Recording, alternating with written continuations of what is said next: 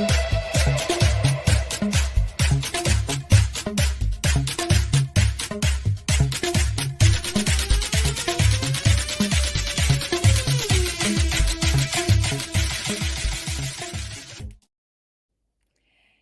there, hi there, ho there, everyone, and welcome, welcome, welcome. Today is December 9th. This is our mini seminar on fatigue and sickle cell disease and just living longer, living healthier. We're focusing on nutrition in our fatigue series. I did want to say thank you to Beam Therapeutics for being the sponsor of this particular mini seminar. And so thank you, Beam Therapeutics, for making this happen. My name is Dr. Carolyn Rowley, and I'd like to welcome you. I am the executive director and founder here at Cayenne Wellness Center. Our mission is that we take care of persons with sickle cell disease across the state of California. And we do that with our compassionate community health workers, our community health worker assistants, our Masters of Social Work interns, our entire staff makes it possible to participate one-on-one with persons living with sickle cell disease and their families, and finding out what it is that they need, whether it be education, support, advocacy, transportation, and anything else. We're here to be able to service the community. So thank you. All right. So goodness, we're in December. And so we still have a couple of other, I believe we have one more. We have a mini seminar on mental health. That would be moderated with Dr. Felicia Hunt. Then we have another one, our webinar Wednesday, which would be on sickle cell disease and suicide prevention. Last year we did that. We had an excellent turnout, and that was with Dr. Lori Vick and myself. And I believe Dr. Lori Vick will be back, and she will be joined by Nurse Pat Corley. So we look forward to that. And then that should take us until the end of the year. So I hope you all are taking care of yourself. This is supposed to be the season where we're thinking of one another, but I hope that you're not being part of that rat race and getting yourself all riled up and stressed out. It's never time for that. Never time for that. But it is always time for nutrition and good nutrition. So we're going to talk about that. I like to actually bring on now our special guest as well, who will be doing this with me, Dr. Claudine Matthews. And, you know, it's funny, we've known each other for quite some time. It's nice for us to actually be in the same space finally. And I'm really excited to hear what it is that she's working on as it has to do with nutrition and sickle cell disease. So, Dr. Claudine, would you like to introduce yourself before we I get? would, yes. Thank you so much. Thank you, Dr. Rowley, for this wonderful opportunity to just share the space, like you said, with you. We've been connected for a number of years, but we've not really had the opportunity to do this together. So this is really wonderful. And I love working with sickle cell patients. I say I love working with sickle cell patients, but it's really ironic that in my role as dietitian with a special interest in sickle cell and nutrition, I don't actually get to work with the patients. And that has really inspired me to undertake my doctoral research to change that narrative in the widest, scope of sickle cell disease, where the aim of my research project is actually to try and integrate nutrition into standard care provision. So when a patient living with sickle cell disease goes for their medical checkup, or with a nurse, or a social care officer, or any of any other healthcare professional, that nutrition would be part of that conversation. It was very clear from the findings of my research project that the patients, so I had both sickle cell service users, carers, and providers as my participants in the research. And it was really clear from both of them, certainly from the patient perspective, that they wanted more conversation about nutrition. They wanted, when they went for their checkups, that they could ask their questions, that they could, get the advice, support, guidance. And unfortunately, sadly, it's not yet happening. But I'm really excited about finishing the doctorate and hoping to share the findings. Thank you. Hoping to share the findings so that we can work towards changing, the nutrition landscape for sickle cell patients, so that you don't have to self-diagnose your nutritional problems. You don't have to self-manage, that you will have access to professional care that's tailored to your needs.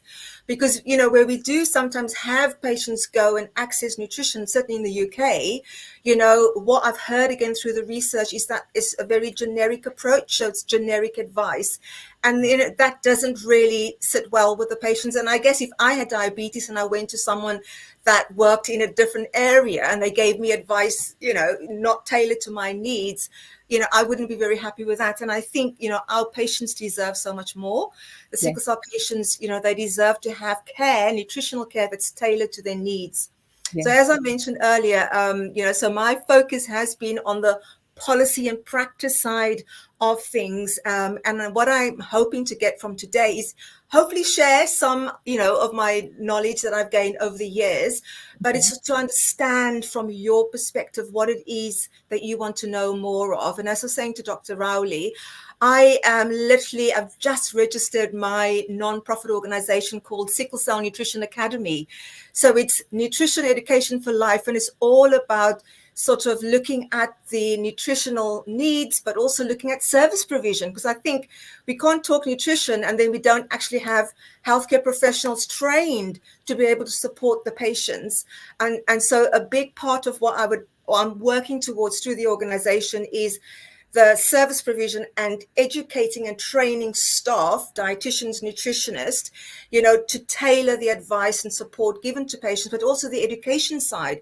Because if we don't have education, we don't have what I called in my research project critical consciousness or critical awareness of the needs. And if we don't have the critical awareness, we can't go away and think about what action is needed for us to take so that we can actually write the gaps, that's there for our patients. So definitely, looking at the service provision side, looking at education, but also partnerships, working with organizations like yourself, where we work together. Yes, I'm in the UK and you in the US, but you know what, sickle cell is sickle cell, and we want to try and bring uniformity, and we want to learn from each other. We want to share, learn from you.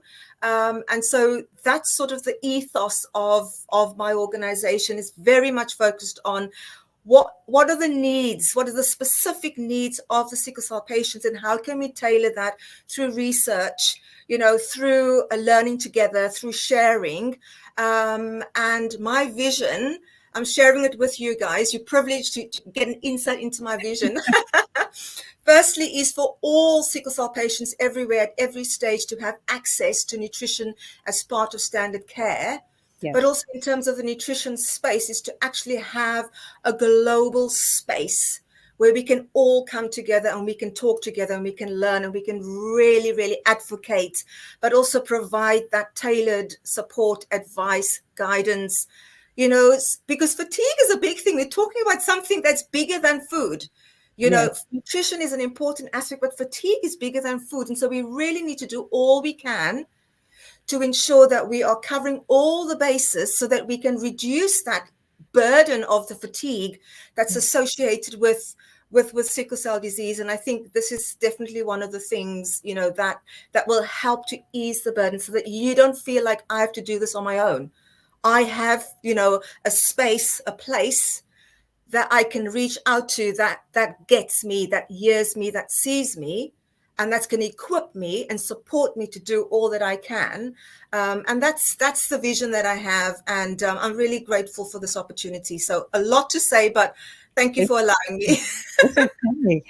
Well, I'm excited. I don't think anything like that, what you're conceiving, exists. So I'm excited for your vision and the Thank you. partnership. And so I think what we'll do is this is a great transition into our presentation. And so the audience is made up of warriors, caregivers, pharma, a little bit of everyone.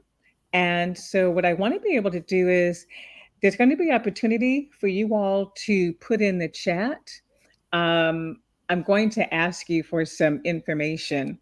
And as I present, then Dr. Matthews and I will uh, discuss this, but I actually would like to hear from you all too. So why don't we get started? Uh-oh, there we go. I almost lost you. Um, so I'm titling this. This is the mini seminar on fatigue and nutrition. This is the last part 3 of 3. And my goal is to help us live better and longer. So why don't we go to the next slide? There we go. And so some of the topics that we're going to talk about is blue zones. Some of you all might be familiar with Blue Zones by David Buettner. We'll talk about that. We're going to talk about how the blue zones are how we're adapting it for sickle cell disease. And namely, we're going to talk about fatigue, since this is the topic, and how that impacts. And then nutrition and nutrients for combating fatigue. And then we'll kind of just do a summary. So, next slide, please. All right, so blue zones. So, let me just share with you. So, you may or may not be familiar with David Buettner. He spent a lot of time wanting to find out how is it that there are certain people who live to be 100, the centurion? So how is it that they're actually able to live to be 100? Do they seem to be in one particular place? And so blue zones are areas of the world where people live the longest lives, consistently reaching age 100 and on, in contrast to the average life expectancy in the US, which is currently 77 years. Next slide, please.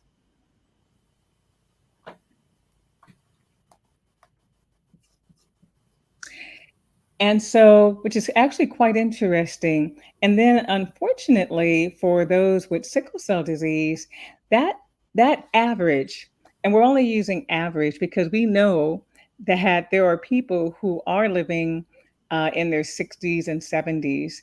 We've actually, during our annual summit, we actually celebrated people who were in their 70s.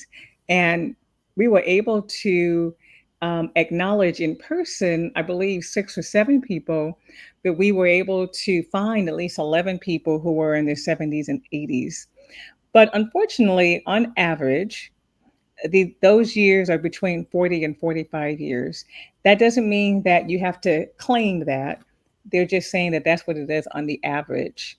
And then we do know that unfortunately, with transition, there seems to be a higher mortality during that time during transition, which many of us are kind of working on as well.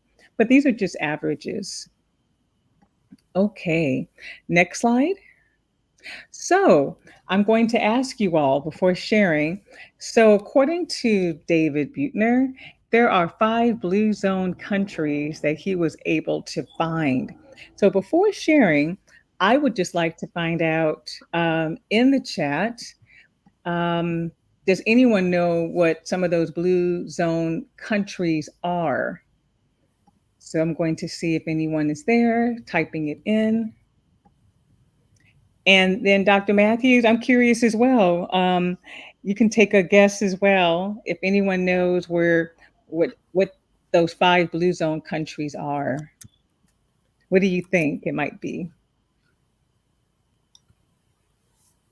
I've added one. Ah, okay. So Okinawa? Or yeah, I'm not sure of the spelling, but yeah. Okay. I think it's Okinawa. Oh, Naba. Yeah. Okinawa. Okay. So the Japan. Great. Anyone else? There are five that he put out there, and I was just curious if anyone knew what they were. I think Sicily as well. Was Sicily one of them? Let's see. You know what? I'm going to give it to you because Italy is another one. So Japan and Italy. So that's so you're getting them. That's two. Anyone else? There are five, and I'm just curious if you guys know what those are. So Okinawa in Japan, and actually it's Sardinia in Italy, Sardinia. but I'm going Sardinia. to give that to Dr. Matthews. All right. And I'll give you all just another 10 seconds in case you might have the answer. I'll actually give you a hint. There is one in the US. There's a particular city in the US. I'll give that to you guys. Okay, so 10 seconds are up. Next slides, please. All right. So according to David Buettner, um, blue zones are regions in the world where people are claimed to live or to have recently lived longer than average. The five blue zone areas are Okinawa, Japan, Sardinia, Italy, the Nikaya Peninsula in Costa Rica, Icaria in Greece, and interestingly, Loma Linda here in Southern California. We're going to have to talk about that. And so I find that interesting because if we look at, we're not even talking about food yet, but if we look at food, I understand in Japan why that is. Although, you know, before all the fast food got to Japan, they actually were quite healthy and had a low case of obesity in Japan. Things have changed, unfortunately, with ultra processed foods going into all these areas. The other area of Italy and Sardinia just has to do with them being very plant based and a lot of pasta and some lean fish. Costa Rica as well with their beans, Greece. But in Loma Linda, interestingly, it has to do with the fact that the Seventh day Adventists, Loma Linda is dedicated to those who have Seventh day Adventists. And Seventh day Adventists tend to be vegetarians. And so, again, leaning again towards plant based. So, those are the five areas. All right. So, now he also talked about that there are 9 healthy lifestyle habits that help people live longer. I don't want to share it. And yet, I would like for you all to share with me what you think some of those healthy habits are. So if you can put them in the chat, that would be great. But what you think some of those 9 healthy habits are. And I'm sure that you'll probably at least get one, maybe two, but there are 9 healthy lifestyle habits that he talked about that he found in these different countries where people were living beyond 100. So let's see if you all can put that in the chat. You've given some clues, isn't it? So, anyone, even just the one that you probably know for a fact that exists for the 9 healthy lifestyle habits? So, one of them that I'll give you all, I'm sure you probably would have picked, is movement, just naturally moving your body. And we're going to talk about these 9. But I say purposefully, naturally moving your body, not so much where you're having to go to the gym. Although, if you do that, that's fine, but not something that you have to get in your car and drive to, but naturally moving your body. We'll talk about that. Anyone else has um, the other 8 healthy habits? Okay. So I'm going back and forth to Alrighty. Well, I think our audience is quiet today. And so it'd be nice if you all can let me know who's on watching us or listening to us and tell us where you're from. But we are going to move on to what those healthy habits are. So the first one is move naturally. So purposefully, I'm actually saying move naturally. And I don't mean in terms of, going to the gym, running marathons and things like that. I think the people in Okinawa and Costa Rica, Sardinia, they live in environments that constantly nudge them into moving without thinking about it. So maybe in terms of just doing their gardening, or that they have to walk to, say, the store, or they're walking to their friend's house, or they're walking to their place of worship, or their house have stairs, or they have gardens. So those are where you are naturally moving. And for those of us who live in the city, I think that we could do that by making things just a tad bit more inconvenient. Instead of parking close to the front door of the store, maybe going walking a little bit further before you actually go to the restaurant or to the store or something like that. Um, Taking the steps, if you're able to do that. I know we're talking about fatigue, but we're going to talk about the healthy lifestyle habits first, and then we'll talk about how you can modify those habits, particularly if you're suffering from fatigue. Um, so kind of park a little bit further away from the entrance to a store, do your own housework or your own yard work, things like that. So those are what he means by moving naturally. So Dr. Matthews, I want to just find out Yeah. from you. I know that particularly in California, everyone has to have a car. So because things are so spread out. But I'm just curious, where you are there opportunities to quote move naturally by walking to the store or what have you? Yes, there's definitely opportunity, and what's good is the government have actually changed the roads, so they've actually blocked off certain roads to reduce the amount of traffic with cars, and so there's lots more cycling, for people who are able to cycle. There's lots more footpaths for people to walk. So they've annoyed a lot of the car drivers because they have to now go in circles where they could normally just dash through. They now have to go around or find alternative ways. So it's Okay. been really actually good in a sense that the government has done that, and definitely trying to encourage people to walk more. And so I think it's, as I said, it's on the one hand the drivers are annoyed, but on the other hand, we've got that the move. There's definitely a drive for people to be moving more, and cycling. There's lots of cycle paths on the main roads as well. They've narrowed lanes to allow for cycling paths as well. So they have been doing quite a bit in the UK, in London, and I live in London, so in London, yes. Okay. Wonderful, everyone. Well, the next one is know your purpose.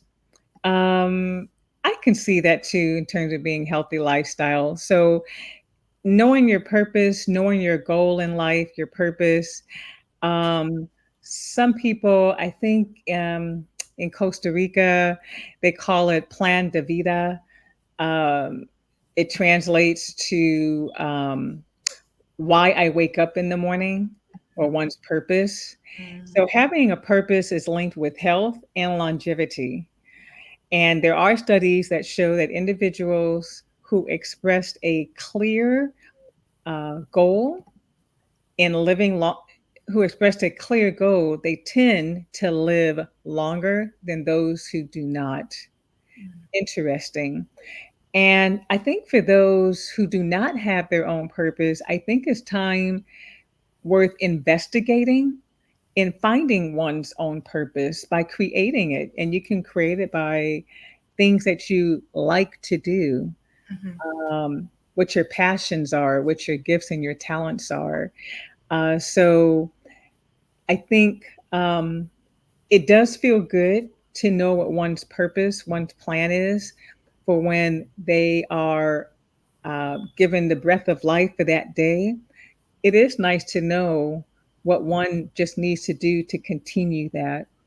Uh, so, if we can kind of talk about this briefly as well, just to get your thought about it, I can see how knowing your purpose can be stress relieving. Mm. Uh, Not knowing what you're supposed to do, not enjoying what it is that you're doing can actually be stressful. Yeah, I would say, if I could come in here, that, you know, you're speaking about purpose. What I'm doing in sickle cell is so much speaks to purpose, because I had no idea in 2011. I had no idea. I've never heard of sickle cell disease, and my manager at the time said, "Claudine, do you want to represent the dietitians at a newly formed sickle cell MDT?" And I said yes. I had no idea, you know, not knowing that how many years down the line, 2023, I would, you know, have a doctorate sort of focused on nutrition in sickle. And it's been really eye opening for me personally, you know, just making that connection that this is purpose. This is, it's so, it's given me the, like you mentioned, goals. It's given me direction as well, you Yeah, know, and focus. And the difficult times during the doctorate period has been because this is purpose work. And so I could push through because of that. And I spoke to a mentor in the week, you know, a general practitioner who's one of my mentors. And she said, I was chatting and I was, you know, sharing my vision. And she said, Claudine, it's the first time in years that you are super clear on nice. what it is that you want to do. And I said, that's because of purpose.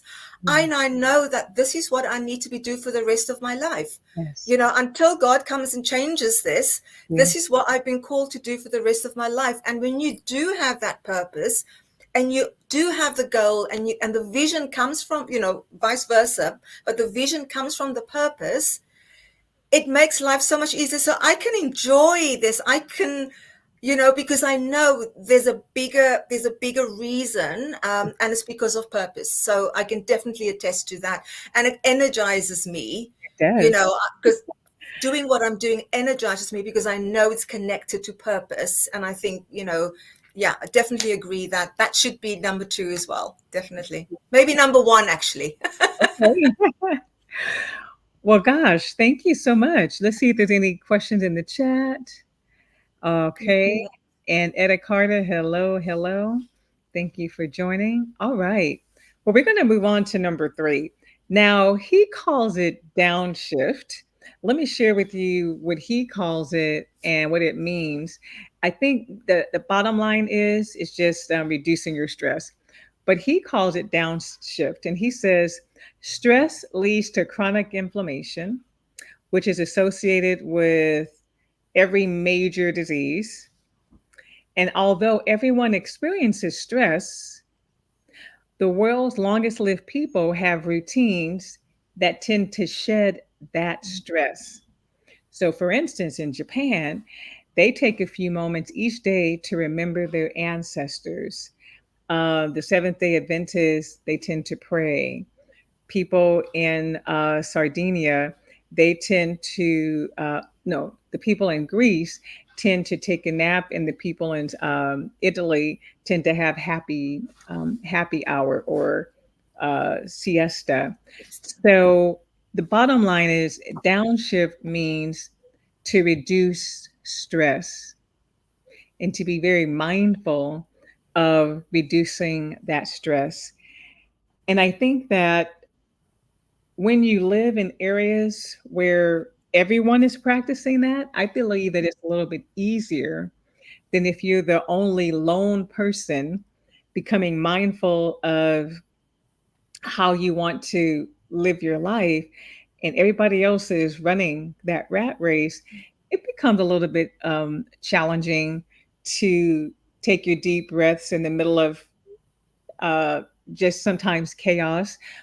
But I think that we have to be mindful and purposeful of our downshift or our reducing our stress. And I wanted to just get feedback on that. So that's what that means. moving naturally, knowing their purpose, and the next thing is reducing their stress. All right.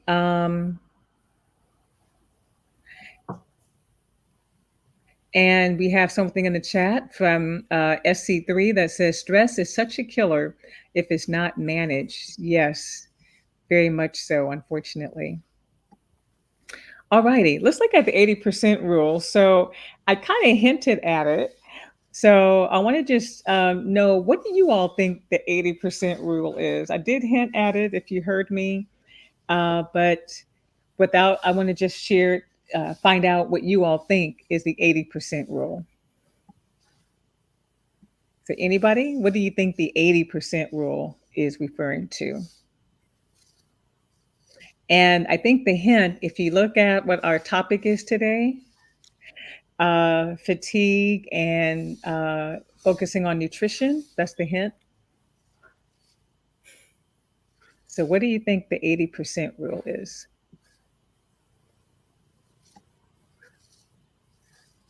Okay. Well, the 80% rule pretty much what he talks about is that you're 80% full. That's what that means. And that the 20% gap between not being hungry and feeling full could be the difference between losing weight and or gaining weight. So not eating until you're so stuffed. I don't know about you, but I never liked that feeling ever, ever, ever. And so I actually, without knowing I was doing this, I think I was practicing the 80% rule without even knowing it, because I actually don't like that feeling. And what was so interesting, I just got back from Kenya. Uh, we have an orphanage there that we started, and they weren't used to. So I was eating my food, and then at a certain point, I actually stopped. Like, I'm done. And I pushed the plate away. And they kept saying, "Oh, you should finish. You should finish." And I had to kind of explain it. Um, I didn't know I had the 80% rule, but I explained it that I really don't like feeling full. I don't like that feeling. It's very uncomfortable. And so I guess I was practicing it without even realizing that that's what it is. So he talks about it and he says here, the 80% rule is a strategy that focuses on taking things out of everyday diets instead of putting more things in. Um, so in Japan, they stop eating when their stomach is 80% full. You can also replace your big tableware. So you can also have smaller plates. I've always said as well, you should get food on your plate that is the size of the palm of your hand. It shouldn't be any bigger than that in terms of what it is that you're eating, in terms of the different portions, sizes. So people in the blue zones areas eat their smallest meal in the late afternoon or early evening, and then don't eat any more the rest of the day. So that's what the 80% rule is. If I could just say something, just in this point, I guess, just from a dietitian's perspective, and this is obviously talking in the context of health, but for some patients, depending on their health status, they may need a little bit more because they're lacking certain nutrients, or they're lacking protein, or they're lacking energy. So just to say at this point, and I guess you'll be touching on malnutrition later on, but just for perspective, because I think nutrition in sickle has generally been spoken about in the context of health, and the other side has not always been considered. So I just wanted to highlight that for some patients, there may be an occasion where, if they see the dietitian or nutritionist, or that there may be slight adjustments during that period of maybe being unwell or illness. And, so just to be aware of that as well. But, still within that, I guess the 80% rule, like usually if patients have malnutrition, we would advise to have little and often. So you're not necessarily sort of often wanting to feel sickly full, but you're just creating more opportunity for Yes. food, for you to take food in. So Yes. it's just that perspective. And that's it as well, eating smaller meals, but more often throughout the day. Yeah. Thank you. Well, the fifth one he talks about is plant slant. I think you guys know what that is. And that just means that you're leaning more towards plant based than you are in terms of beef and or even just eating lean meats. And that's uh, pretty much what that is. That in these blue zones, they had more, they were leaning more towards being plant based. And in terms of the food, the fish, it was lean and it wasn't that much. It may have occurred maybe once a week. It's little. It's like a condiment. It wasn't part of the main meal in terms of the meat, and so um, he talks about things like focusing on eating nuts. I know I do. Oh gosh, the walnuts and the almonds, what have you, sunflower seeds. A handful a day can give you an extra 2 to 3 years of life expectancy. This is what David Buettner says. So I'm going to repeat that. You can also focus on eating nuts. A handful a day can give you an extra 2 to 3 years of life expectancy. So wasn't aware of that. But nuts, that's not, we're talking raw. We're not talking about the ones that have salt and the ones that have oil. Right. So sunflower seeds or the cashews or the almonds and the walnuts, um, that he said that that's actually very helpful. All right. Let's talk about the last three. So friends at five, positive pack, and belong. This has a lot more to do with having people in our lives. And I do want to talk about that because one of the things that we do know for those with sickle cell disease living with it can be an isolating experience, um, very, very challenging for people to understand. A lot of people don't have a lot of friends with that pack. But let's talk about what he says it is, and then maybe how we can help be able to create that. So the first one is friends at five. So friends at five, he says, friends at five spark more happiness by sharing your day with others. So whether you sit down together for a meal or meet up for a cup of tea or coffee, the benefits of a daily connection with friends and family come from ending work at a reasonable hour, enjoying a daily de-stressor, and social time.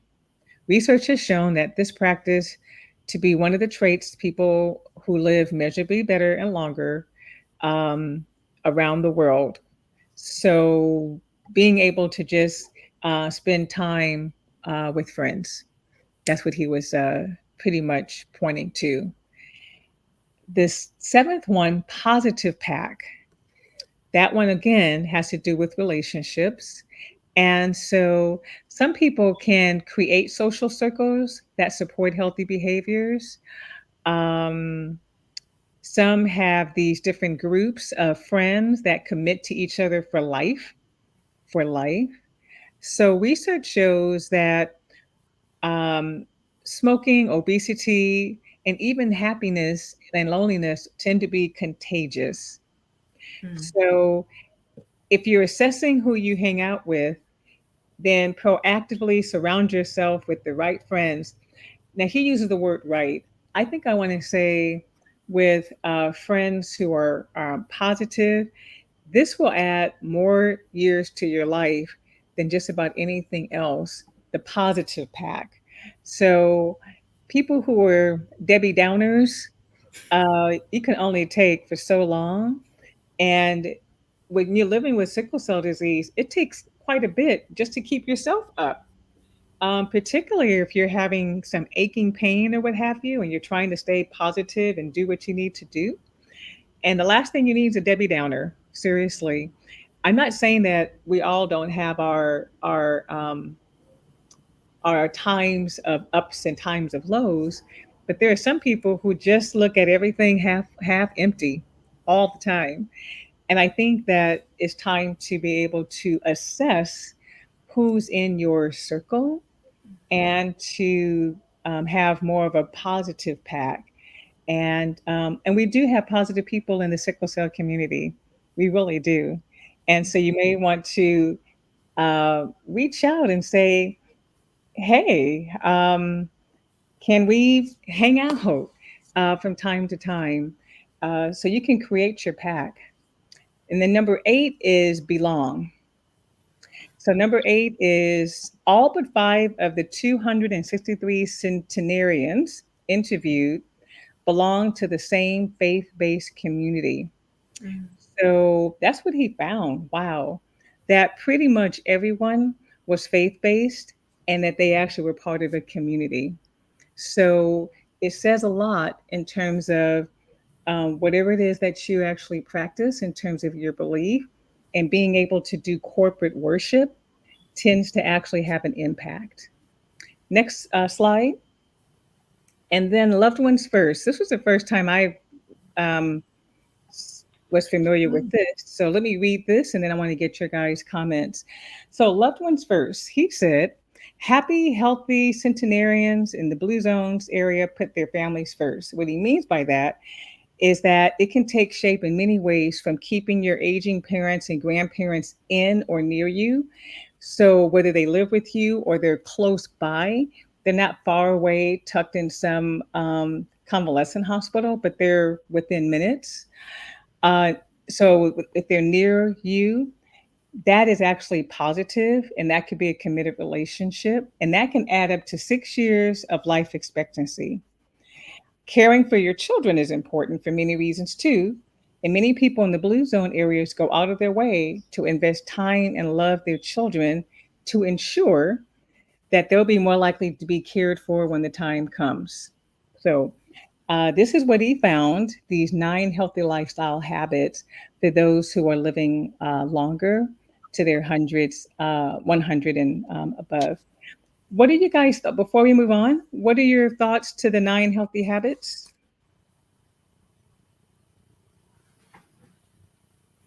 Now, before you do that, someone the SC3 says so they eat once a day. No, we're not saying that they eat once a day because I talk about 344, but that their heaviest meal might be more in terms of lunchtime, and that at supper it tends to be on the lighter side. But they pretty much eat throughout the day, whether it be 3 times, sometimes it's a little bit more. So yeah, but not once a day. So any comments about the 9 healthy lifestyle? Of these are of those people who live to be 100 plus.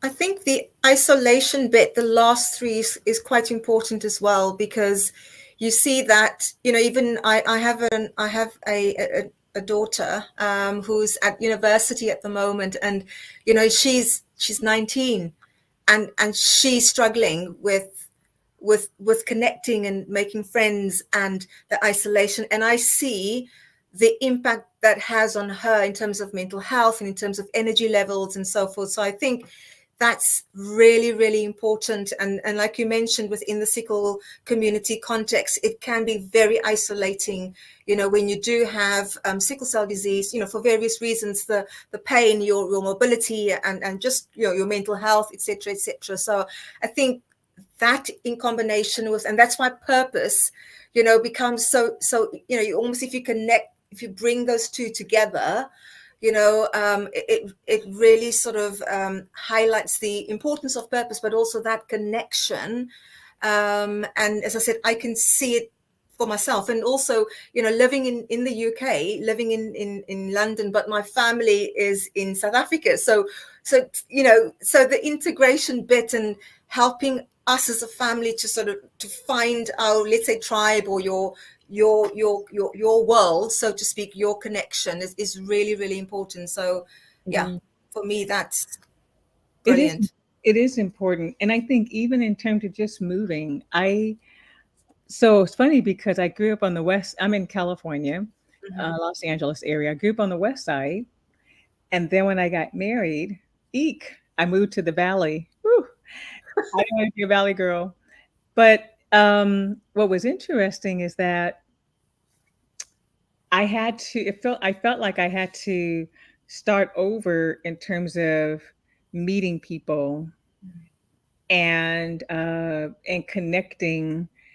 And then as I had my daughter, then you have as you know, you have different friends as Yes. the child grows up. So it was a challenge just in my own neighborhood. The good thing is I have friends from all over, so there's the telephone, and that's good. But sometimes it would be nice to have friends, Yeah. as David Buechner talks about, just close by, being able to just have walking distance, that natural movement, and then your community of five, your close tight knit.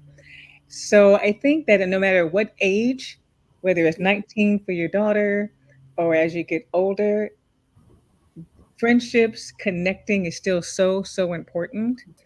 And I think it's just the nature of living in the city Mm-hmm. versus living more rural, I think, that makes it possible. But we do have to try, we do have to put that effort. We really, really do. And I don't know about you all, but I do want to live out as long as the Lord wants me to live. I want to live healthy, and for as long as He would like for me to do Yeah. that. So I do make efforts to connect and with one another.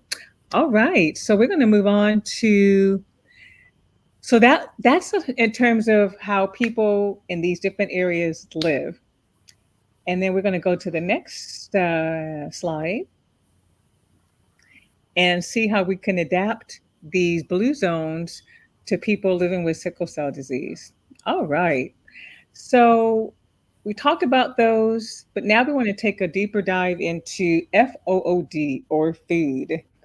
Uh, Now, I like acronyms.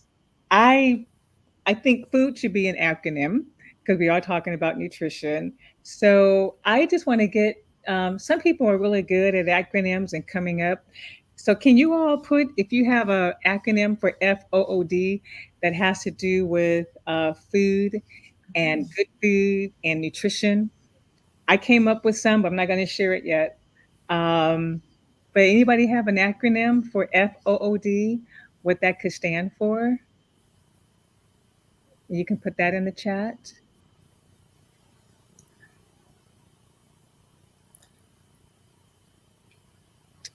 And Dr. Matthews, do you have any? I know it's on the spot, but I was just curious. Well, I'm gonna suggest F being flavoursome, and someone else can an organic flavoursome organic, and then someone else can do the third O and the D. So let me start with Okay. flavoursome organic. Yeah, Flavorsome, organic. Can somebody come up with the other O and D? Interesting.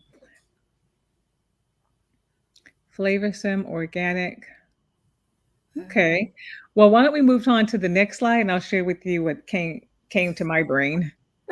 I may add that. So I put fueling optimal overall development. love it, love Okay. it, love it. Fostering optimal organic nutrition. Yeah, Okay. yeah, And so flavorsome organic. organic. Uh, flavoursome organic. Not sure, but it's just something that we can think of that is easy for us to remember. But the bottom line is, food is really important, and it's something that we just like hydration. We have to eat. We have to eat, and for some reason, still in this day and age, it's so troublesome for people. I think for myself, I do see it as being very simplistic, and we're hoping to give that to you uh, in a simplistic way. Next slide. All right. Well, I think many of you all are familiar with my 344. This was something that I came up with, sickle cell nutrition. It's easy. I've talked about it before. 344 stands for breakfast, lunch, dinner. And what I found in my research is that if you eat this way, it actually does tackle, it improves on those areas where we are deficient. So, for instance, deficient in magnesium and phosphorus and the B12, the vitamin A, etc. But by eating this way, you tend to actually manage. So, once again, just as a reminder, 344 is breakfast, lunch, dinner. So, for breakfast, fresh fruit, dried fruit, and healthy grain. For lunch, fresh fruit, green veggie, orange veggie, protein and grain. And for dinner, the same fresh fruit, green veggie, orange veggie, and protein and grain. And to be quite honest with you, magnesium, you get that from your green veggies. Your phosphorus, the same. Fresh fruit, that's how you can manage your vitamin C in terms of your citrus. I mean, the list goes on that it actually covers pretty much everything. The only thing that it doesn't cover is your vitamin D, and your vitamin D can just be, as you can see, being in the sun and getting your natural vitamin D that way. Same thing for B12, that if you're plant based, it's really hard to get that vitamin for B12. So I actually do take a vegan organic spray, and that actually works very well. So a couple of things you won't be able to do for plant based, but for the most part, I would say 98% you can get everything from eating 344, leaning more towards plant based. All right, next slide. All right. So now we're going to talk about fatigue. That's why we're here. And we're going to talk about fatigue. And so for the last two, the first part and the second part, there was talk on what it actually is. It's the inability to continue functioning at a normal level of activity, whatever that is. And what's interesting is that for some, not for all older people, but for some, as one gets older, there actually is a decrease in functioning. But again, I think that that can be combated with this natural movement, that as long as you continue to move your body, that it won't atrophy. Some things may be a little bit slower, perhaps, because of the elasticity in our joints or what have you, but we got to keep moving. So this fatigue can happen because of our disease, because of nutrition, because of stress, and we want to just kind of pay attention to that. So why don't we go to the next slide? There we go.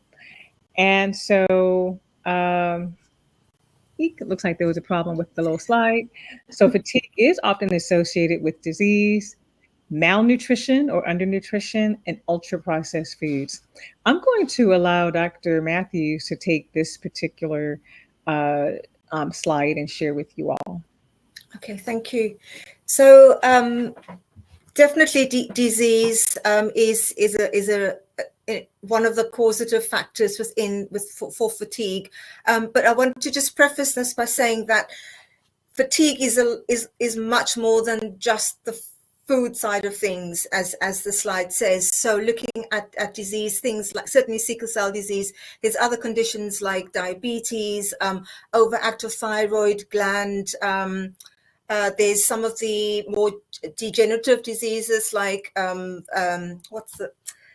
ME, chronic fatigue syndrome. All of those can definitely play a role in the experience, how people experience fatigue.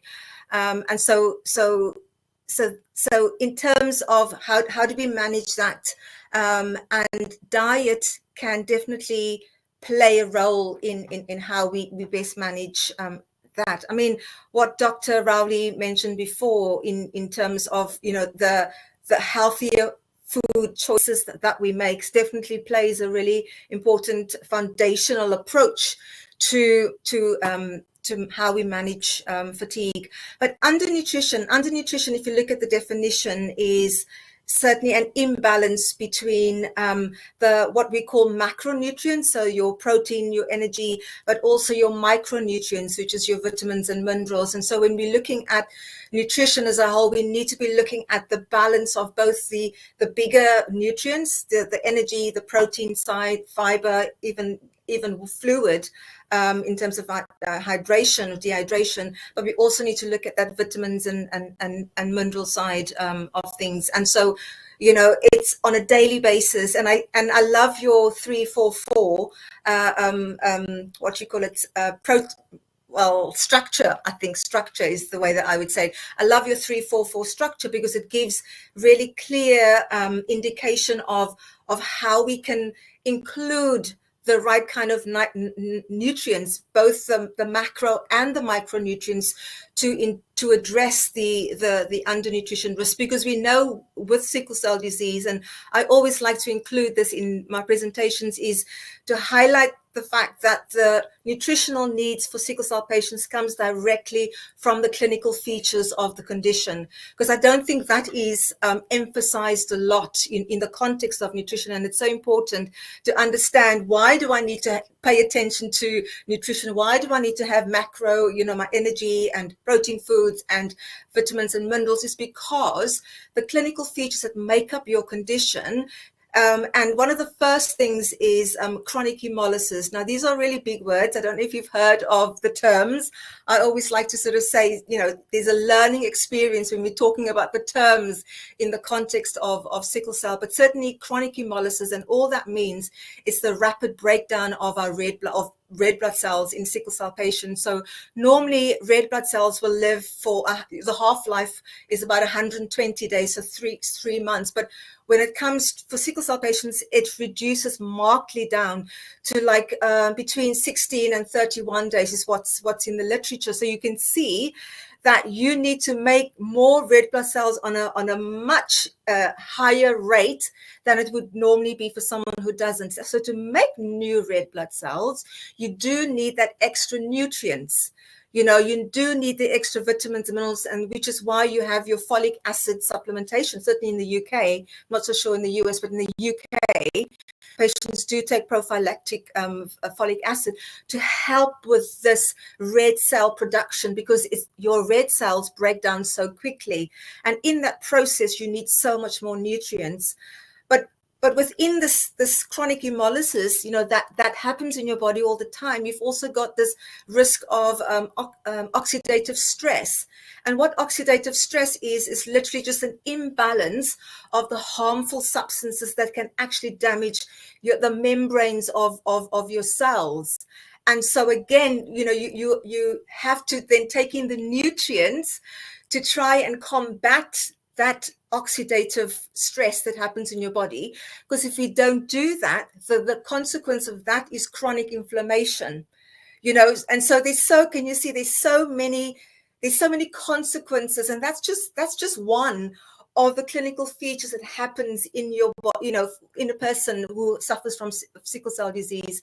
And so we have to pay attention to the nutrients that is then needed to combat the side effects or the problems or the nutritional needs of patients. So even your sickle cell crisis, you know, that's something that happens for some people a lot more common than others, but even that in itself can lead to chronic inflammation. So that the vaso-occlusion or the sickle crisis is basically the blockage of large and small blood vessels with your sickle-shaped red blood cells. And that over time can result in tissue damage, organ damage, which results in the complications that's associated with sickle cell disease. And so I'll use an example. Some patients have leg ulcers. And so that's the healing process that needs to come from that. So we need to be thinking about what are the nutrients that you need to take to facilitate that healing process. Yeah. And also chronic inflammation comes from this regular ongoing sickling process. So we need to be thinking again in the context of sickling, because I don't think people make that connection. So it's really, really important that you understand, where are my nutritional problems coming from in terms of my condition, so that you can then see, that's why it's important for me to have a variety of foods. That's why it's important for me to understand undernutrition being that imbalance of your macro, your big nutrients, your protein, your energy, but also your micronutrients. And then your immune system, for many sickle cell patients, their spleen doesn't work as well. So they have an increased risk of infection, which means we have to be looking at what do we need to put into our diet that's going to help our immune system work more effectively. And that's why I love, Dr. Rowley's 344, because again, it's structure, but it's visual, and it gives you clear, guidance as to what do I put in, what color have I put in the colors that I need, that's going to ensure that I get the right nutrients in from the food that I'm having. And that's where the variety of foods comes in as well.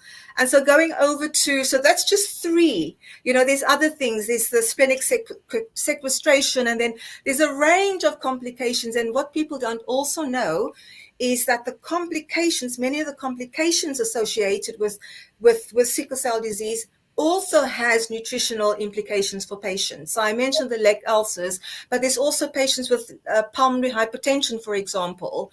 That increases your breathing rate, so you have to work so much harder. So you have to, take in more energy, because your nutrient requirements may be increased because of the fact that you have to breathe, you have to work so much harder. And so it's really important, and that's why I fight for nutrition to be part of standard care, because there's so much of the clinical side, the clinical features, the medical side of sickle cell that has direct nutritional implications. And so we do need to have that understanding. And then, just jumping onto ultra processed foods, we know that with the ultra processed foods, if you're thinking about healthy eating, and the World Health Organization gives us clear guidance, and every country has obviously adapted their healthy guidelines based on that. But we've also got the Blue Zone 9 healthy habits there as well. But just thinking about that, you're thinking in terms of calories, your energy, that 80% rule that we've spoken about, how much are you taking in? Are you thinking about that?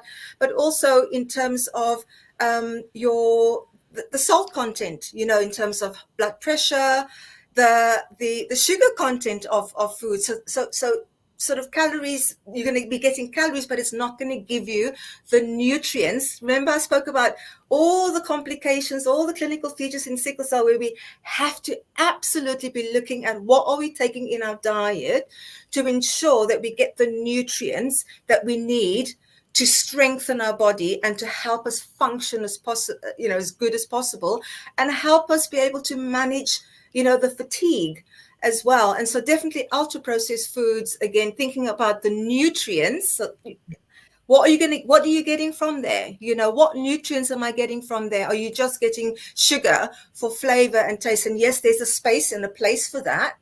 We're not saying you can't have that.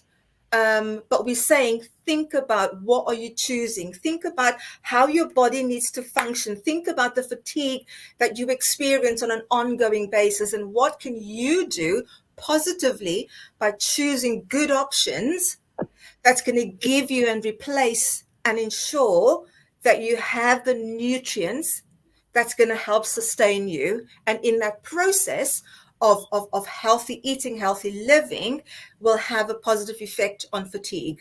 Yes. So yeah. Well, I wanted to just, well done, well stated.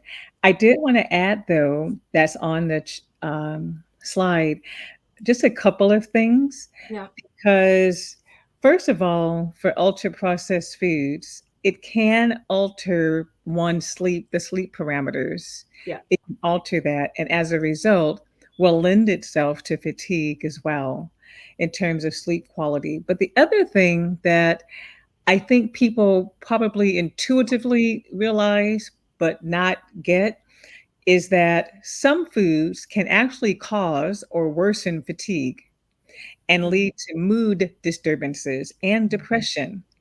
And so, if you're already battling isolation and you're already feeling somewhat depressed, you might think that getting something quick might be helpful. But to be quite honest with you, it can actually worsen one's mood. And that's what concerns me, is that mental health is so important.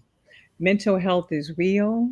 Yeah. And I understand about, so fatigue means that you may not have as much energy to put in to prepare. Mm-hmm. And that's why I think sometimes people go for ultra process. But I also want to let people know, but that the ultra process can also exacerbate what you're already feeling. And so what I want to be able to do is share with folks, what can we do? What can the community do to help you to um, figure out one day or a couple of days where you can cook, and you cook more than enough that you can perhaps put in the freezer. And so for those days when you just are tired and need to stay in the bed, then maybe you can then take out your freezer of black eyed pea soup, which is my favorite, Mm-hmm. and get that defrosted, and then you'll be able to have that. And so nutrition is also close to my heart. I understand about fatigue. And then just in terms of being transparent, um, so I have to cook if I want to eat, I have to prepare. I also have a very busy schedule, and cooking takes energy. And so I actually carve out a day, not, it didn't take me the entire day, but a day to say, I'm going to cook today, which means that I've carved it out and I can work from home. But that if I get a little tired, I can actually stop, take a break, and keep going. And I have food for the week, and it seems to work for me. That's just me. Um, I want everyone to find their sweet spot that will work for them. But again, if I don't do that, I won't be able to actually have my healthy meals. And I found that that actually works. So I understand how fatigue can also kind of uh, have an impact on even just the ability to cook. Why don't we move on to the next slide? All right. So, since we're talking about fatigue and sometimes people feeling tired, so people do ask, so what nutrients do I need if I'm always tired? And so I listed a few here. So B12, you may have heard that B12 is good for energy. And so um, I think that I have to ask for grace because I meant to put in the foods for B12, and you can see that I have the same. I didn't get a chance to actually put in what the foods were for B12. Is something that one can eat if you're always tired. Same thing for vitamin D. Vitamin D is something that can actually be helpful. I'm going to go back to iron last and then magnesium. So I mentioned earlier in terms of magnesium that there are certain foods, particularly the green leafy vegetables, that are helpful. Iron. So with sickle cell disease, and I'm saying this because not everyone on this attending has sickle cell disease. There's some people who do not. And so some people might have anemia due to iron. But people with sickle cell disease, that is not the case. So that's why I have an asterisk that you don't want to really add more iron. You don't want to take vitamins that have iron in it. You don't want to do that. But for some people, they may have iron deficiency with their anemia. And so they want to increase that in terms of maybe the different kinds of protein. So those are some of the nutrients that you can add. I want to get Dr. Matthews. I did forget to actually put in the different foods. I think in my uh, haste and trying to hurry up and do this, I Yeah. to do that. But if you can share with folks some of the foods for vitamin B12, vitamin D, Yeah. iron, and magnesium, that would be helpful for our Yeah. audience. So thank you. So with the vitamin B12, and I think you mentioned earlier that for you have to take a supplement in terms of B12 because the sources for B12 is mostly your your meat products, so and dairy as well, particularly dairy. So meats. You can, and so your better sources. Give me 1 second. Let me just bring up.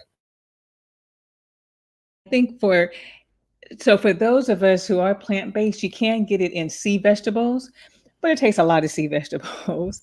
And Yes. so kelp and sea Give vegetables me. can be very helpful as well.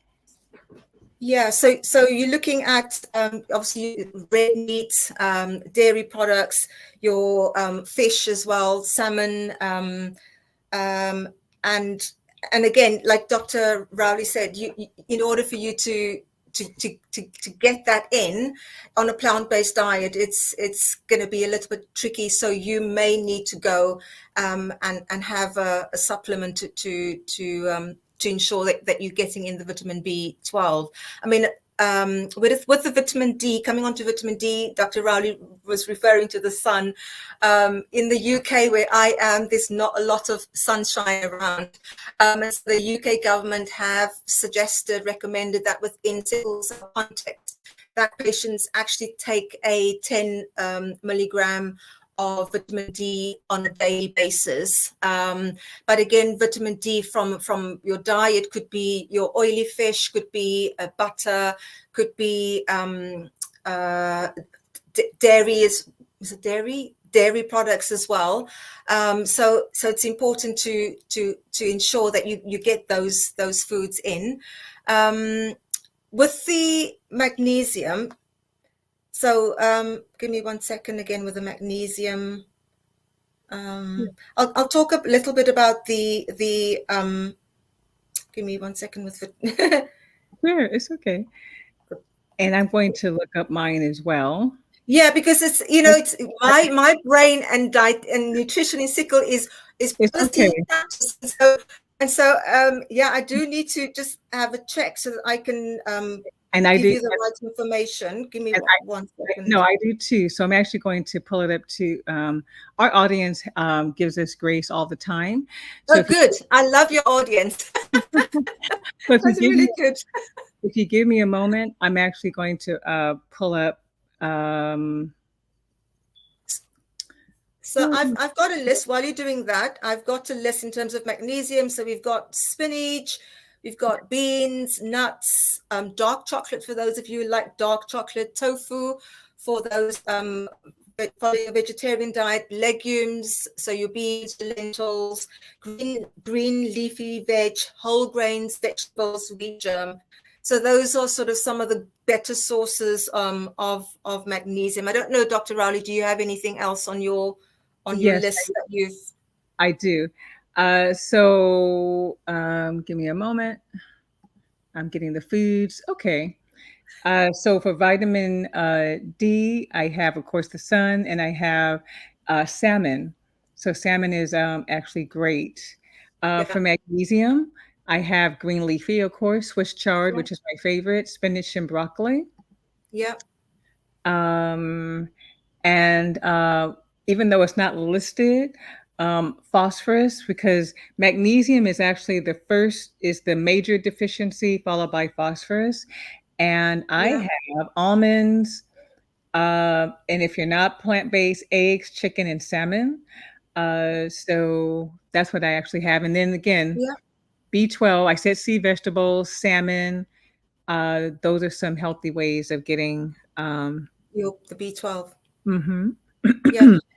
It's interesting. If you're looking at the list, you will see that there's a lot of crossover between the nutrients for the different vitamins, and that's quite helpful as well. So that if you're following sort of a healthy diet, a variety of foods, then you are most likeliest to meet the nutrients for what you need to ensure healthy living and healthy diet.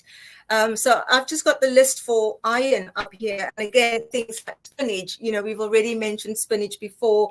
Lentils, dark chocolate, your red meat, of course, which is your heme iron, your better source. Then you've got things like liver, oysters, but you've also got beans, eggs, quinoa, dried fruit, cashew. So again, speaks to that variety of foods. And generally, when we speak about in the UK, we speak about the Eat Well guide. I know you've got your My Plate as your sort of your healthy plate, but we suggest and recommend that you try and have a variety of foods from the different food groups to ensure that you get the mix of nutrients, micronutrients, to ensure good health. So it is about going back to your 344 again, and the Yeah, colors. It exactly. goes back to your 344. If you get the colors, those colors in that combination, then it makes you can be rest assured that you're going to get a good mix of the nutrients, the micronutrients, vitamins, minerals that you need for good health. I was just going to say, with iron in the context of sickle, for those patients who are on regular blood transfusions, Yes. and are iron overloaded. So, and you did mention that. So for those patients, obviously trying to avoid iron through the diet, and also having things like foods that are rich in vitamin, or reducing the intake of foods that are high in vitamin C and vitamin A, because that actually helps to absorb iron. So you want to not to have those foods in your diet, and drinking tea and coffee actually helps to reduce the absorption of iron as well. And so it's better than, if you do have iron overloading, to have your lean meat, so like white poultry or turkey, your fruits and vegetables. So that would be the kinds of foods that we would advise you to have. Okay. Not to add to the iron that's already built up in your heart. And be careful of supplements that contains iron. So again, looking out for supplements that contains iron, but also foods may be fortified with iron. So again, reading the labels, Yes. because yes, because iron, there's so many. Iron deficiency anemia is I think one of the 10 highest burden of disease, and so there's a lot of foods that will be fortified to try and combat that. So, but in sickle cell, obviously, just to be mindful to read the label and check that you don't inadvertently choose food. Thank you. Well, excellent. I'm going to just see if we have any one making any comments in the chat. I don't see that right now. Okay. So why don't we go on to the next slide? Alrighty. So the next slide says, so how do you fix fatigue fast? So sometimes people just want to know. And so I have a few ideas here. Eat often. So we said that earlier. Some people, I know that my dad had a very high metabolism. My dad was very tall and thin, uh, Mm, with a very high metabolism. So he actually ate frequently, and that seemed to work for him. So oftentimes you may, uh, depending upon your body type or your metabolism, eat smaller meals a little bit, more frequently. Um, get moving. And you might think, but I'm tired. I'm going to share with you guys right now. There are times that I work very long days, and I find that, but if I take a break and behind my office, there's a walking path, and I literally just do that, I actually feel better. It's almost as if, whew, I got regenerated. mm, And so it wasn't the moving that made me more fatigued. It was the moving that gave me a burst of energy. So remember, I was saying those natural movements, doing the laundry, doing your gardening, uh, you know, d- doing your housework, moving your body can also actually help with fatigue. Not just, there's time for rest, but too much rest can just lead to more fatigue. Moving your body can actually combat that. Lose weight. So if you are one that actually might need to lose weight, you might be on the more obese side. You may want to lose weight. And I'm not into fat diets and yo-yo. What I mean is that if you move your body naturally and you have more of a plant-based diet, that I think that, and you have you eating foods that are nutrient dense yeah. and not that are empty calories, like the ultra processed food, that I think naturally, if you tend to lose, you'll tend to lose weight and then you'll gain a little bit more energy. Mm. Sleep well. And so it didn't say here how long, it just means that you have quality sleep. So if you're able to sleep well, that can actually help your fatigue, reduce stress, can also boost your energy. Counseling, talking therapy can also, again, moving back to mental health, can also help fatigue. Cut out caffeine and drink less alcohol. So didn't say not to do it at all, but less alcohol because alcohol has can turn into sugar. Um, so just being just mindful, these are different things that can fix fatigue fast. Dr. Matthews, you want to weigh in on this, or do you have other ideas as well? I think one thing for sickle cell is the dehydration aspect, because Ah, it can cause headaches, and it can cause you to feel almost unwell. That can then exacerbate your feelings of fatigue if you're already feeling fatigue. So definitely ensuring that you are taking in enough fluid, yeah, obviously to reduce the risk of crisis, but just even the effect it has on the brain, and how, as I said, how you feel, and headaches, and energy levels, and so forth. The other thing to mention is, sometimes in terms of looking at the impact of mental health on fatigue, if your blood sugar levels are a little bit and I'm not talking in the context of diabetes, I'm just talking generally. If your sugar levels are on the lower side because maybe you've skipped a meal, or you've not been hungry or anything like that, that can also have an impact on how you feel, and then exacerbate your fatigue, because we know that with fatigue, it's the mental and the physical, or a combination of the two, that can actually worsen your experience of fatigue. So definitely adding to that list is the dehydration side of things, and it's just checking you, so that having that a regular sort of meal pattern will definitely help to even out and balance out that, but also paying attention to what you are having. And again, coming to the ultra processed foods, what nutrients are you getting in? Because if you are getting in what's known as empty calories, then that can also sort of long term have an impact on the obesity, and weight, which we've seen can have an effect on that, but also just generally acutely, it can make you feel headachy, disorientated, and so you want to pay attention to that.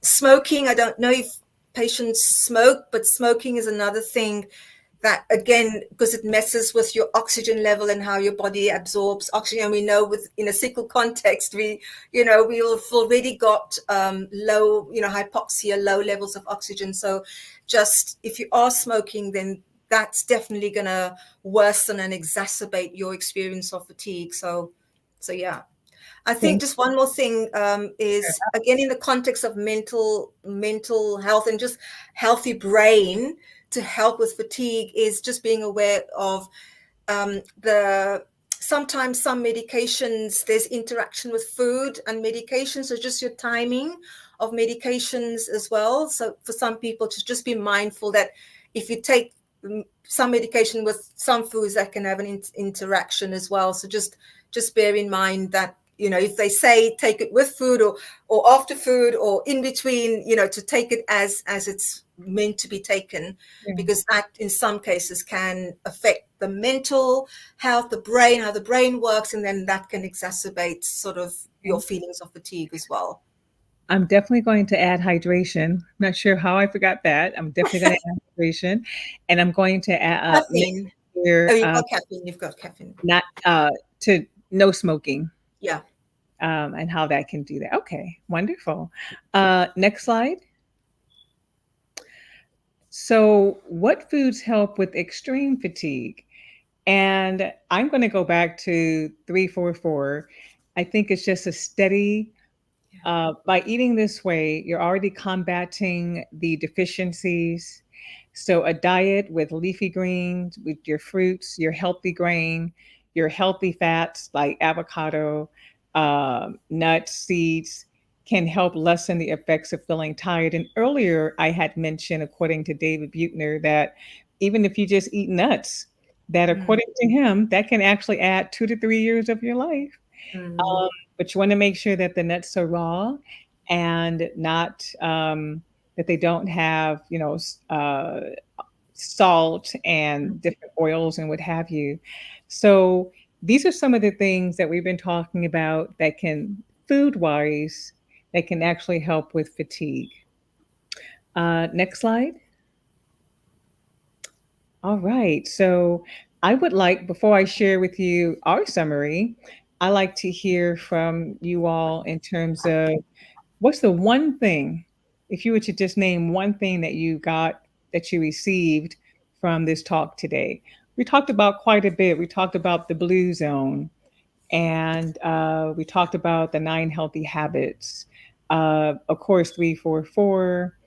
So just curious, what one thing did you all were able to receive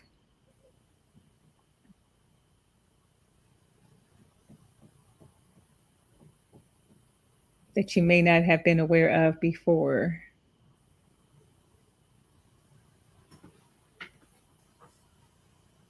Okay. So doing better on all fronts.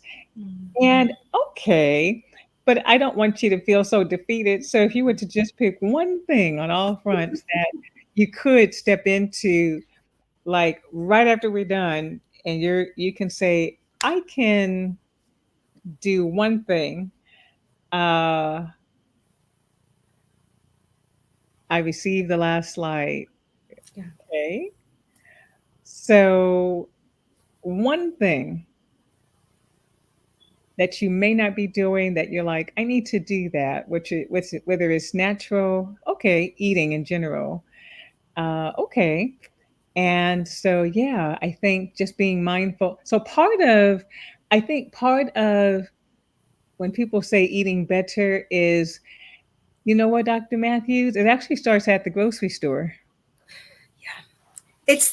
Definitely it's the preparation. I think the point that you made earlier when you were doing the slide on on the food and the nutrients in terms of fatigue, you mentioned a really important thing. It's preparation. And preparation comes, I guess, from understanding. So that's why I like to include the slide on what's going on in my body and what do I then need to do to correct that. And then from that point on, like, you plan and you know what it is that you're going to do, and then you go to the grocery store and you buy. And like you suggested, it's the preparation, it's the planning, and it's the preparation.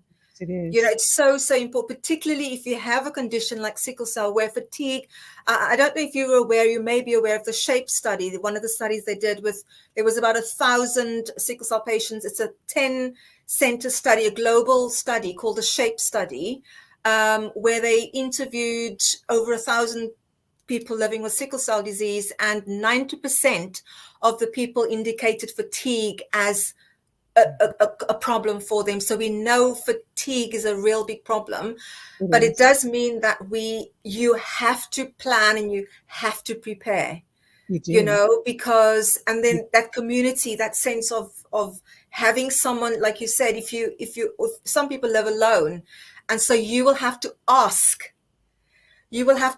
for help, you know. And so the thing I wanted to mention earlier is the empowerment. You know, our patients, I like to bring in the empowerment side of things, because if we're not empowered, I had to be empowered to go and do a doctorate in nutrition in sickle. That, you know, is something way out there. But I think our patients need to be empowered to ask for what they need, you know, and then take and get the support, and then take the steps to do what they need to do. But it does start with you choosing, you deciding, you taking the control, and then, you know, and taking the action that's needed. So I want to encourage everybody listening, particularly if you have sickle cell at the moment, you know, just go away and think about, you know, asking for help. You've got, you know, Dr. Rowley's center. There's lots of people to help you.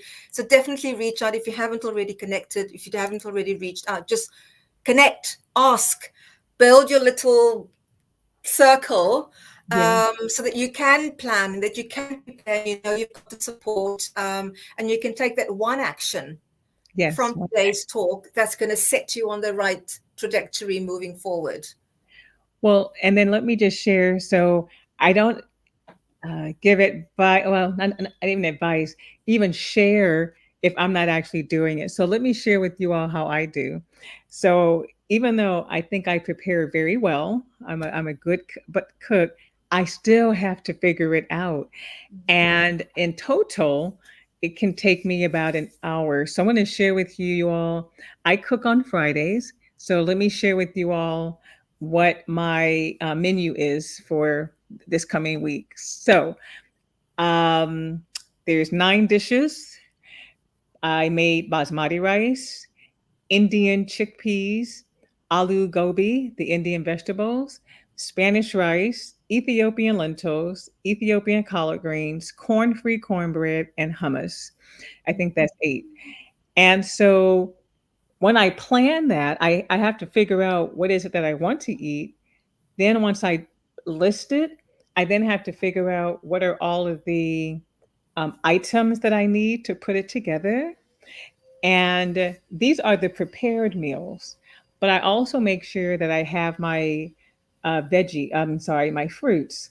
So I also bought tangerines. I also bought apples and some bananas. And I also have my nuts. So I have cashews, walnuts, and almonds. So what I'm saying to you is that it's not, I don't just wake up saying, today I'm going to make these dishes. Oh my goodness. I have to prepare ahead of time for number one, what it is, two, all the ingredients. My ingredients actually are part of 344. And so there's something orange, there's something green, there's fruits, there's nuts. But I have to prepare, and I'm sharing with you that it can take about an hour to figure out all the ingredients, put together my list. And then with that list, it makes it easier to go shopping because you're not distracted. You're getting exactly what you need. And of course, I have lots and lots of olive oil on hand, lots and lots of spices, including cayenne, the name of our organization, and other warm spices. So I'm sharing, it does take time, and I do that. I actually take the time because it's important for me. I actually like feeling good. And so this is something that I think I can do for myself. So here I see that Etta said, I could eat more green veggies. Okay. And so uh, there's this wonderful Brussels sprout dish that I found when that's in season. Of course, I love my Swiss chard and spinach. I just made that yesterday as well. It wasn't even on my list. I just said, "Whew, I like spinach and Swiss chard." So, um, and if you like, collard greens, I actually eat raw collard greens into a salad that everyone likes. So, whatever you think that might be, let's just be mindful of adding one thing, whether it's using olive oil or adding more green. I think for some people, it's adding more orange, like butternut squash and carrots or what have you. All right, next slide. So, key takeaways. We talked about how to adopt the blue zone habits for longevity. And of course, if we're going to live longer, we want to feel good too. It doesn't even make sense to live long and you're not in a good place physically and mentally. So we do want to develop these habits. Also, we want to prioritize natural movement that we talk about, knowing your purpose. Dr. Matthews, it just feels so good. It's like these endorphins, knowing what I'm supposed to be doing because it feels so good and it's natural. And her space since 2011 being in the sickle cell space, not even realizing it, purpose, of course, reducing your stress, putting more plant-based everyone into your diet. I highly recommend social connections. I think that, to be honest with you, I could be wrong. I think that that's a little bit more challenging than food, in all honesty. And I would like to help figure out how we can cultivate that, even if it's through your organization where people are coming together to get information. Maybe there can be these little pods of people talking and sharing. Again, connections are important. Family first approach also contributes to a longer life. So those are some of the takeaways from our talk today. And next slide. Just want to say thank you and open it up for questions. Um, I do want to say not only thank you to those of you who are listening um, in Facebook Live, but also, you guys are used to our previous two speakers who have come to you, part one and two. I'm just happy that Dr. Matthews, she came to my brain, Mary reached out, and she's here. Yay. And so I I'm thrilled that I could depend upon her and she's here, and we're very kindred when it comes to nutrition. So I actually do want to thank you for being with us. Um, so do we have any questions, comments, thoughts?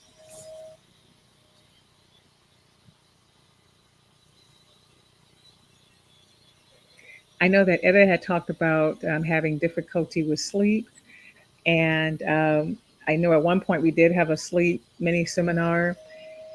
Um, and that can be challenging. I think that sometimes when you move your body, but also too, if you have so much in your brain, it's a matter of being able. I visually share with people. You just want to take what's here and park it right over here. Yeah. If you want to pick it back up, you can, but hopefully it'll get resolved. Just here and put it over here to allow you to have some good sleep Yeah. when you finally do that. But are there any comments? Thank you, Etta. Any comments or thoughts or suggestions for us? Well, Dr. Matthews, I'd like to find out what you would like to, what is your takeaway, and what is it that you would like for the community to be left with? And um, definitely we want to partner. So if you actually have information on your new organization that you're putting together, it'd be wonderful to be able to share. And if you are still working that out, we would love to have you back where you actually speak just on that so that people have an idea of how they can participate.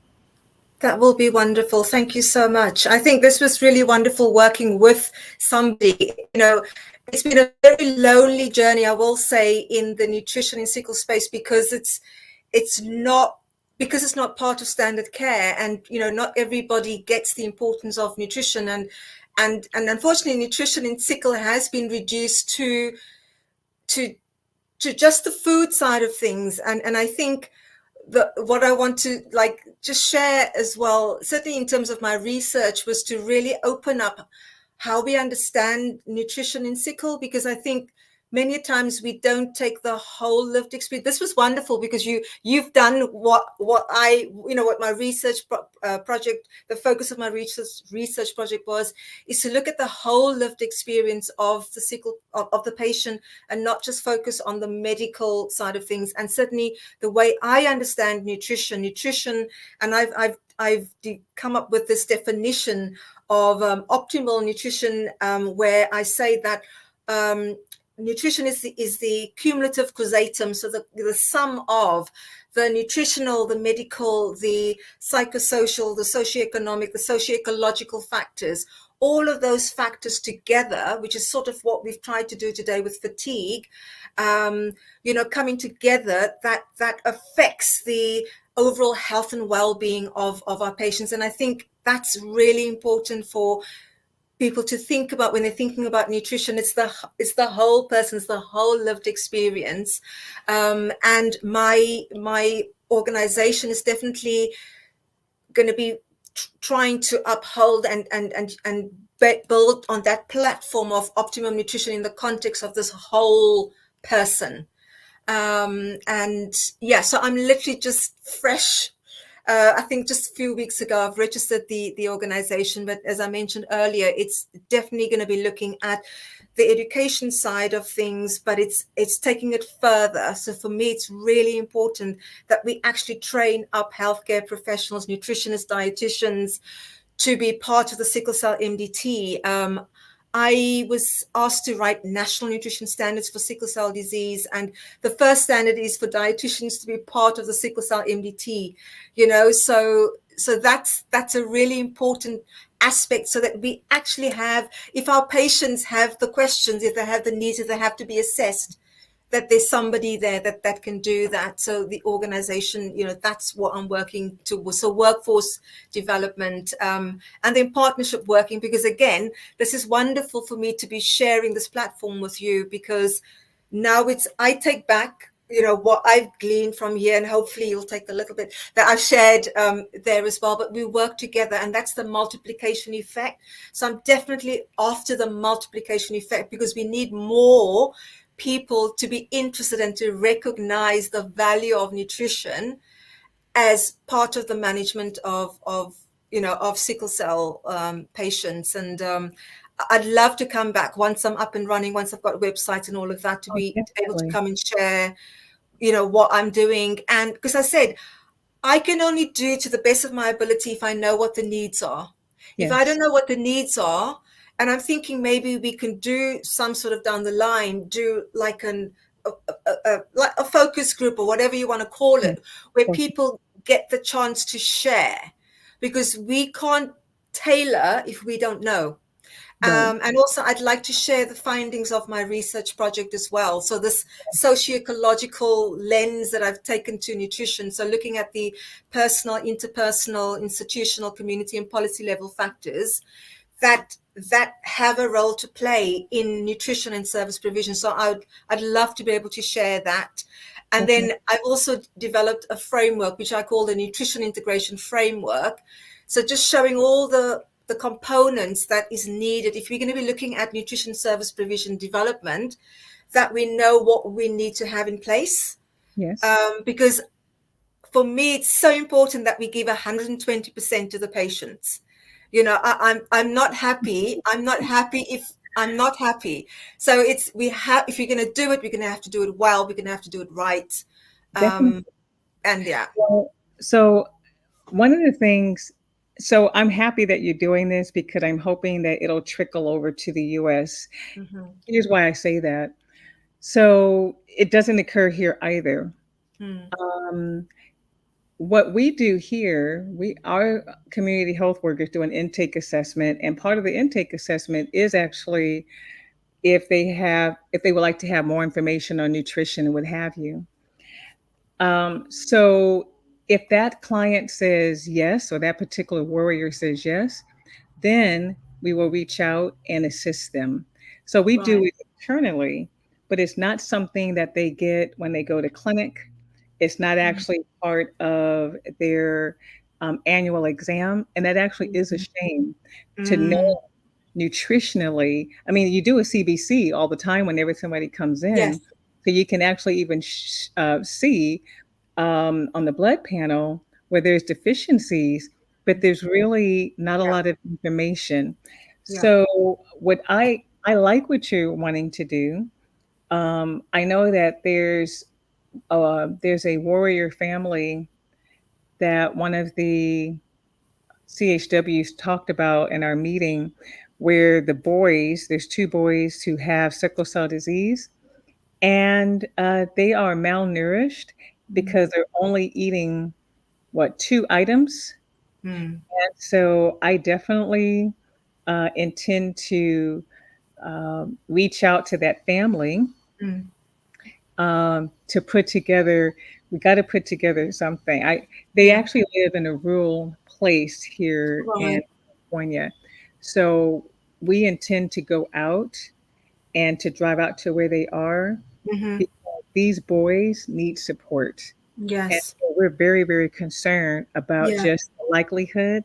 of them, of their growth, Yeah. and just their longevity. We're very concerned about that. So I think on the grassroots level, it's beginning with us. I Mm. like that you are wanting it to go to a much higher level so Yes. that it's just Yes. part of standard of care. Yes. And I think that we got to continue to work on that. So I'm with you 1000%. Thank you. Thank Yeah. you. Let me share my good news, my breakthrough news, shall I say. As a consequence of my research, I'm actually speaking at the Houses of Parliament on Monday Oh, about excuse me. nutrition in sickle. I've been given a 10-minute slot to Okay. talk about nutrition in sickle at the sickle cell. In the UK, it's called the All Party Parliamentary Group. So Yes. I've been given a 10-minute speaking Wow. slot at the Houses of Parliament on Monday I to wish I could talk be with about, you. yeah, I wish I could be with, I really wish I could be with you in person, but I'm going to be with you in spirit thank you. because that is such an honor.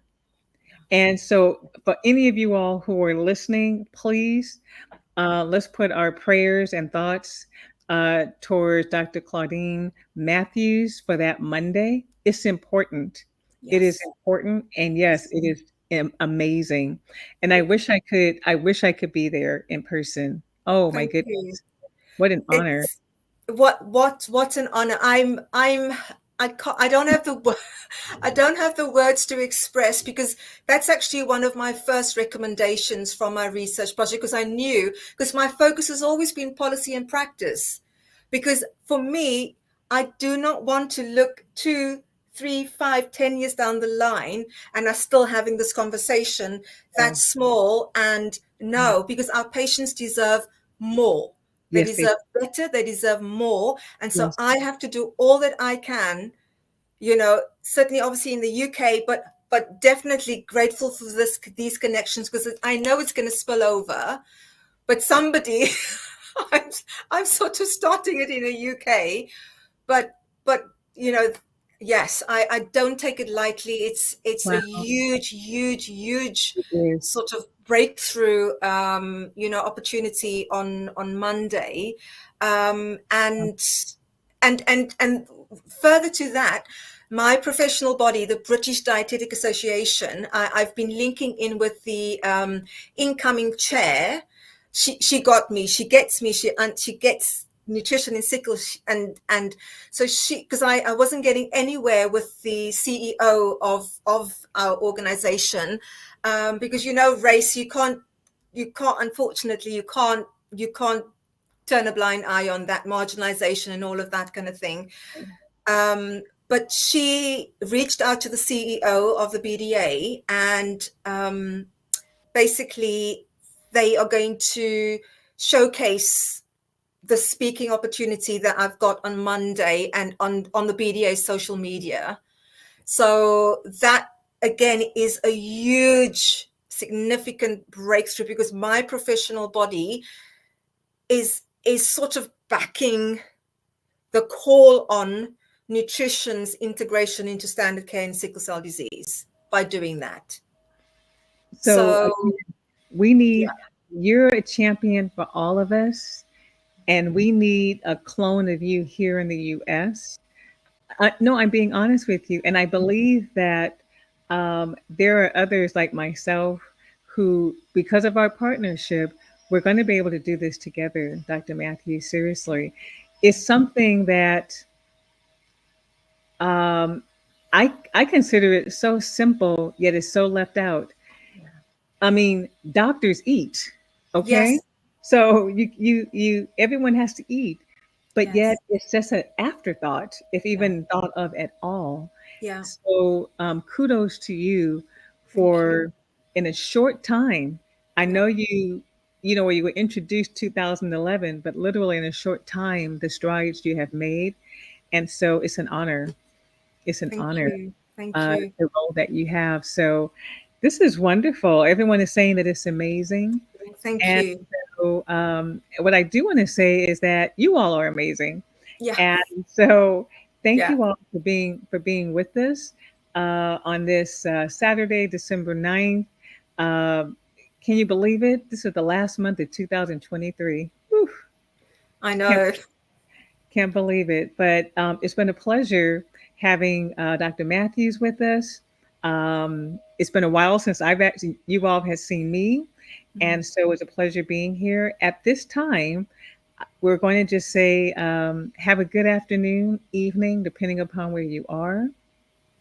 We really do want you to think about um, fatigue, nutrition, and sickle cell disease, and reach out and let us know how we can actually assist you in your walk as you move forward with um, you know, decreasing your fatigue, increasing your energy, how nutrition, food plays a role.